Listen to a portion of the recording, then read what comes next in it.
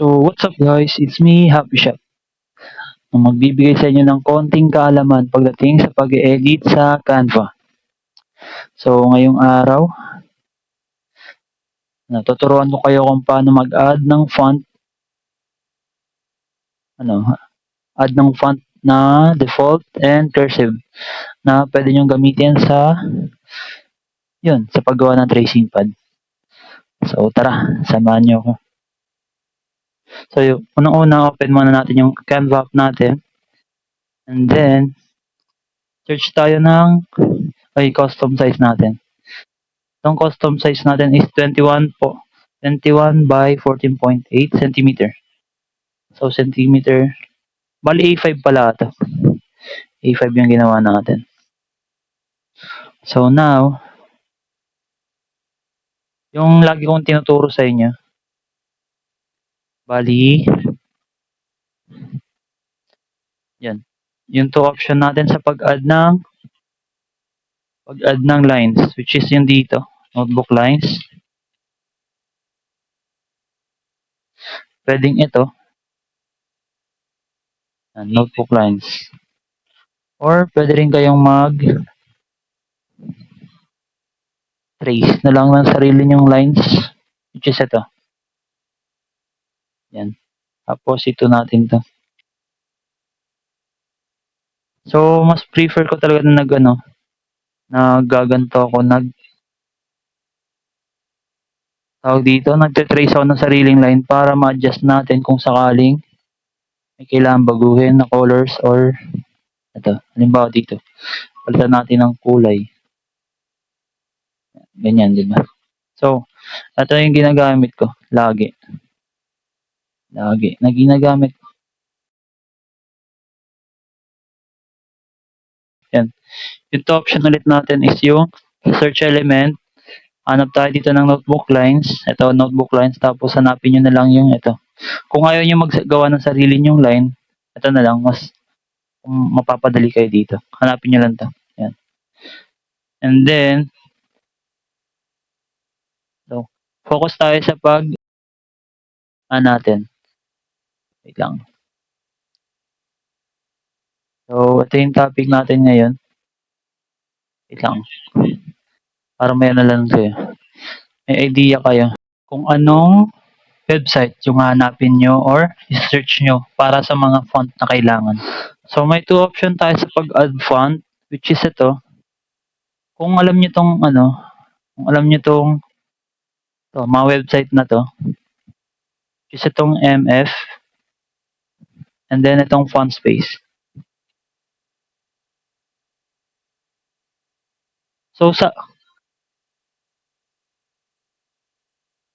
dito sa MF, which is ito yung ginagamit ko for default na dash or dot na pan-tracing. So, unang-una natin gagawin is ito. Bali, hanapin natin, wait lang.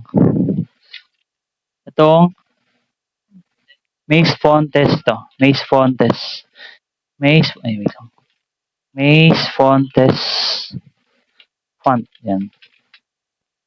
Then ito nga yung Maze Fontes font. Tapos, search nyo lang yung ABC print dot. So, yan. Wait lang. Bale, ito yung gagamitin natin.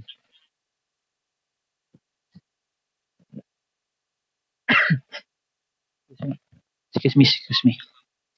So, ito yung ginagamit kong ito yung ginagamit ko na font na ABC print dot.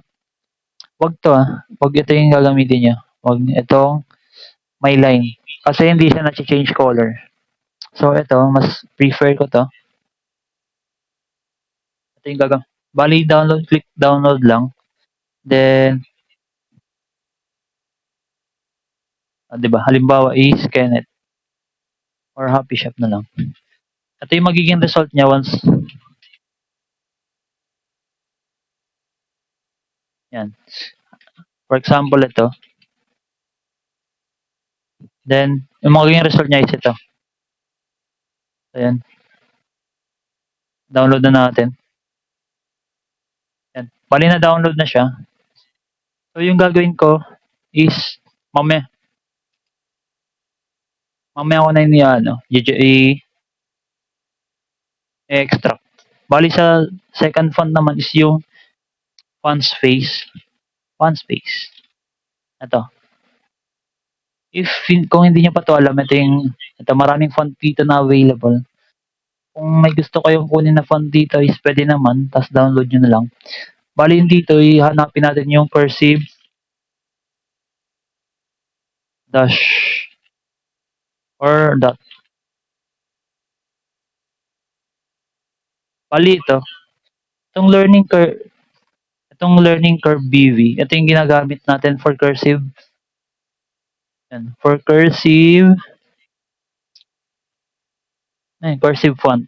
So, bali ito, may 4 ano siya, is ito. Yan, 4. Bali, download lang natin to. Yan. Bali, na-download na natin yung dalawang kailangan natin, which is yung sa default font and sa cursive font. So, teka lang, may hanapin lang tayo. Hmm,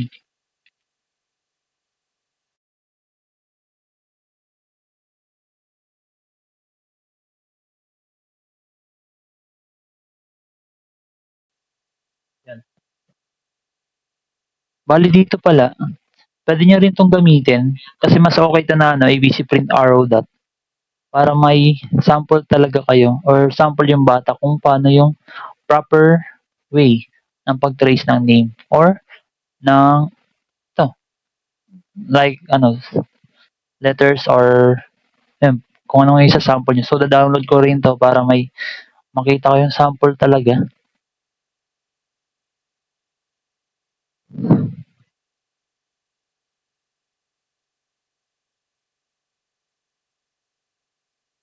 Wait lang. Try natin i-download kung pwede siya i-download.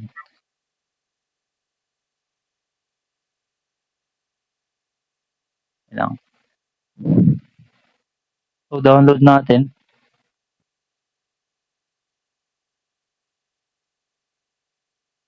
So, yan. Na-download na natin. Ulitin ko lang yung ginamit ko dito na website which is itong font space. And yung sa pang ano, ito yung font space is for cursive. And sa Maze Fontes naman is yung sa default. So, yan. Bali yung second natin gagawin is i-generate na lang natin to or extract files. So, dito na-extract na natin or in-extract pa lang natin. Then, after mag-extract files is papakita ko sa inyo yung sample or yung pinakalaman. So, ito yung sa may yung guide na default font. And sa pangalawa is ito dito hanapin yung pinakamalaking KB. So, yan. Dito yung cursive and ito yung sa default font natin. Bali, yung nagawa natin ngayon is na-download na natin and na-extract na natin yung font natin. Bali, yung gagawin natin is ano nyo dito sa text and add your brand fonts. Tapos dito sa fonts, add new. Then, upload a font and add new. Bali dito, kung ano yung na-extract nyo na folder, yun yung i-download nyo dito o i-upload. Since meron naman na ako na ito,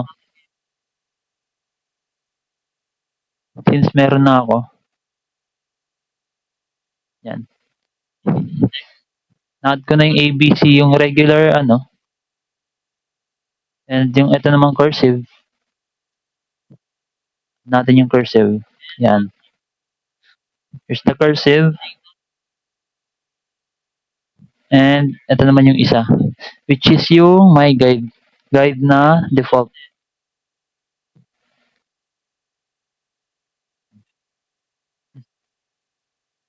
Hello, Ma'am Michelle Ann Belvis. Gusto mo ba nito, ma'am? Bibigyan kita na. Bibigay ko to sa'yo pag once na matapos ko na. So, dito, ito muna yung sample natin sa add natin na font. So, add tayo ng text box or add a heading. And or dito is try natin is adding font muna or adding font. So papakita ko sa inyo yung tatlong na download natin na font. So yung una nating gagawin is yung may guide na yan, yung guide na font. Which is ito, makikita nyo dito yung upload. Ito, oopsie. Itong uploaded fonts, dito nyo makikita yung mga dinownload nyo na fonts. Which is ito yung una. And ito yung result niya. Yan.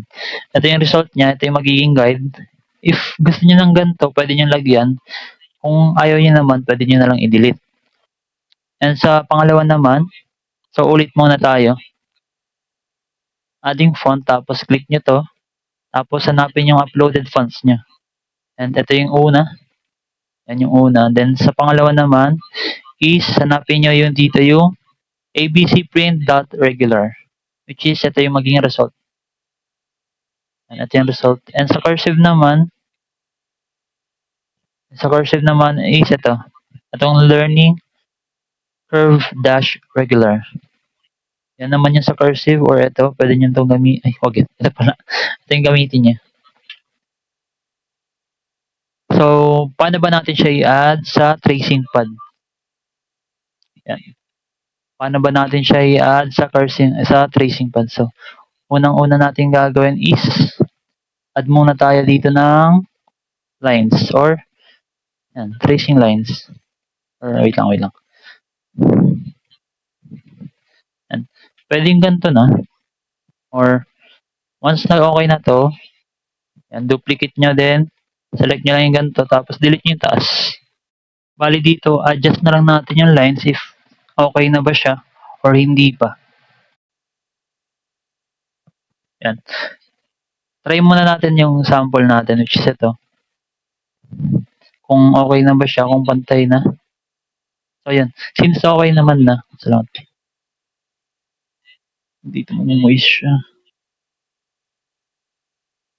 Yan. Since okay naman na siya, yan. Since okay naman na, yan, adjust nyo na lang. And then, yan. Okay na siya.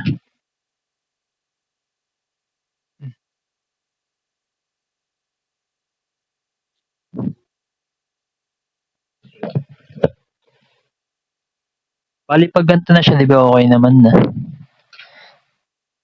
74. So, mga siguro 60 lang or wait, adjust muna natin to kasi medyo malaki na. Sobrang laki na pala. Bali, okay na siguro.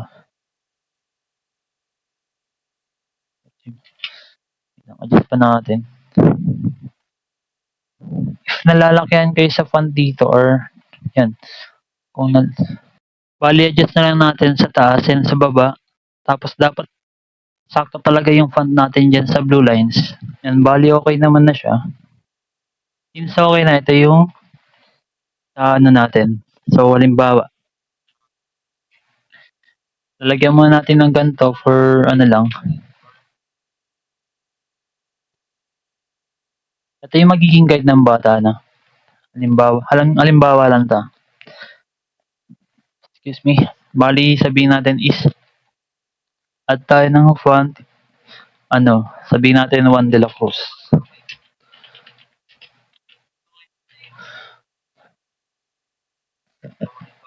Excuse me. So, dito. Yan, si Juan de la Cruz. So, yung name dito is Juan de la Cruz din. Yan. Si Juan de la Cruz. Before natin i-copy muna natin dito yung lines. Yung lines na kailangan.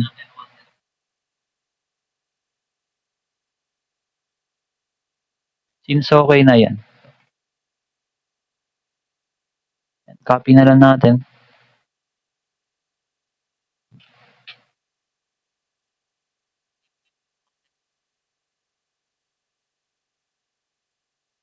Yan. Pag okay na yan, duplicate na lang natin. So, ito na yung cursive natin. Ay, yung cursive, yung default font natin, which is ito. And yung pangalawa naman, pangalawa naman. Yan. So, yung pangalawa naman, which is ito, yung cursive na. And select natin tong ito. Wait lang, delete natin to. So, ito yung cursive. Dito i-adjust na lang natin. No? Same lang dun sa may default font natin. Dapat both side is nakalapat yung font natin na cursive. Tapos dito duplicate lang natin hanggang dyan sa pang last. Which is dito nga, yung sa lines natin. Bale, ito na. Ito na yung cursive. Wait lang, adjust lang natin to. Yan.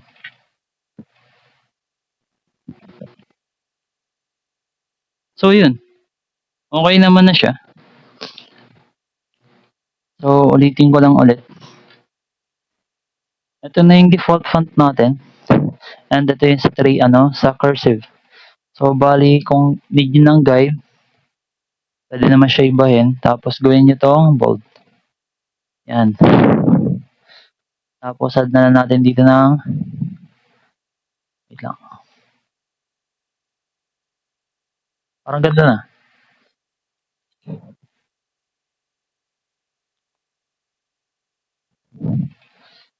Halimbawa, add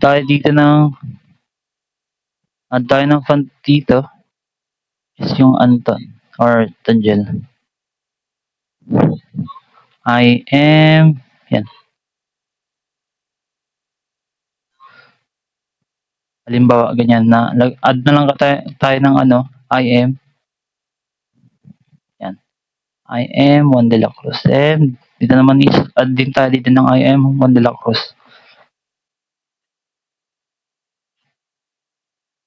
And dito. So, yan. Bali tapos na siya. Yan. So, tapos na tayo sa default and sa cursive. So, dito lang siguro tayo tatapusin nga siguro dito. Kasi ano lang to. For extra background lang. So, yan. Ulitin ko lang yung ginamit ko dito na ay yung inano ko dito na website. Which is itong MFN font space. So, may Fontes to. To. Search nyo na lang to. Yan. May Fontes and yan. Ano na, base na rin sa logo nila. Yan. So, ito yung ginamit nating website for tracing natin. So, yun. Sana may natutunan kayo dito. Dito na lang natin to and thank you and God bless ating lahat. And sheesh.